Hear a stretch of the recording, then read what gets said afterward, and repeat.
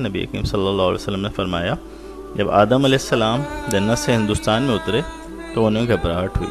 اس وقت جبریل علیہ السلام نے اتر کے اذان دی. حلیۃ الاولیاء میں یہ مذکور ہے حدیث. اسی طرح کنز الامال اور مسند الفردوس میں حضرت مولا علی کرم اللہ وجہ الکریم سے روایت ہے. مولا علی کہتے ہیں مجھے نبی کریم صلی اللہ علیہ وسلم نے غمگین دیکھا اور فرمایا اے علی میں تجھے غمگین پاتا ہوں. اپنے کسی گھر والے سے یہ کہہ کہ تیرے کان میں اذان دے. اذان غم و پریشانی کو دور کرنے والی ہے.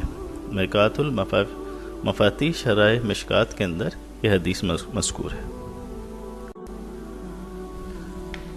مذکورہ حدیث کی روشنی میں یہ روز روشن کی طرح آیا ہو گئی ہے بات کہ دلائل کی روشنی میں چونکہ جزئی موجود ہے اذان دینا سنت اور احادیث سے ثابت ہے.